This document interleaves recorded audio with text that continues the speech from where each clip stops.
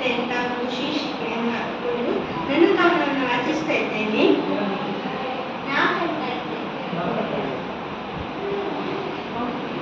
ಅನ್ನಕ್ಕಿಲ್ಲದ ಭೇದ ಶಿಕ್ಷಣದಲ್ಲಿದ್ದೇಕೆ? ಆಂಗ್ಲ ಕನ್ನಡ ವಿಭಾಗಗಳೇಕೆ? ಅಧಿಕ ಅಂಕಕ್ಕೆ ಪ್ರಾಮುಖ್ಯತೆ ಏಕೆ? ಹೋಲಿಕೆಯ ಮಾನದಂಡ ಏಕೆ?